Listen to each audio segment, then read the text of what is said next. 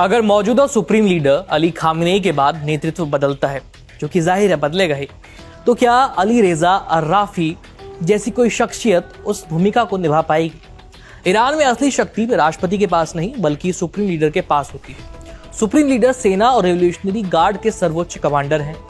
न्यायपालिका और मीडिया पर प्रभाव उन्हीं का होता है। विदेश नीति और परमाणु नीति पर अंतिम निर्णय वही लेते हैं।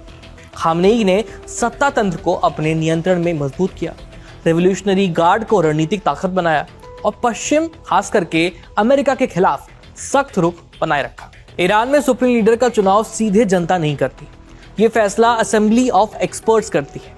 अगर पद खाली होता है तो संभावित उम्मीदवारों के नाम सामने आते हैं। धार्मिक योग्यता और राजनीतिक स्वीकार्यता दोनों देखी जाती है। सत्ता प्रतिष्ठान की सहमति बेहद अहम होती है। अर्राफी संभावित नामों में गिने जाते हैं, लेकिन यह तय नहीं कि अगले सुप्रीम लीडर वही बनेंगे। ईरान के supreme leader Ayatollah Ali Khamenei की मौत के बाद आयतुल्लाह अली रेजा अर्राफी को अंतरिम सुप्रीम लीडर बनाया गया है। वे अस्थायी नेतृत्व परिषद के सदस्य के रूप में नए नेता के चयन तक जिम्मेदारी संभालेंगे। परिषद में राष्ट्रपति और मुख्य न्यायाधीश भी शामिल हैं।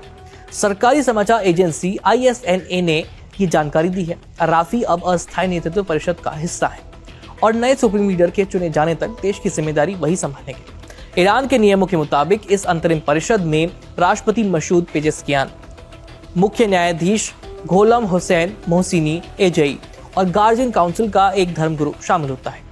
ये तीनों मिलकर इस बदलाव के समय देश को चलाएंगे।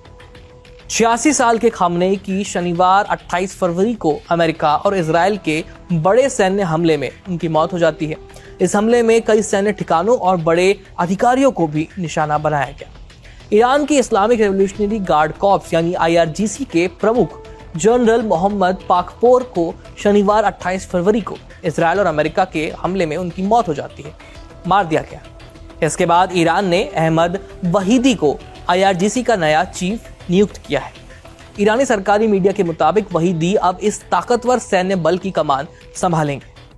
तो कौन है अली रेजा अर्राफी, जिनके इर्द गिर्द ये फुसफुसाहट है कि अगले सुप्रीम लीडर वही बनेंगे? जानकारी के मुताबिक अली रेजा अर्राफी का जन्म 1959 में हुआ था। वे ईरान के यज्द शहर के रहने वाले एक बड़े धर्मगुरु हैं। अर्राफी को आयतुल्लाह की उपाधि मिली हुई है। ये शिया मुस्लिम धर्मगुरुओं को दिया जाने वाला बड़ा सम्मान है। ईरान में सुप्रीम लीडर बनने के लिए आमतौर पर आयतुल्लाह होना जरूरी माना जाता है। अर्राफी पहले अल मुस्तफा इंटरनेशनल यूनिवर्सिटी के प्रमुख यानी कुलपति रह चुके हैं।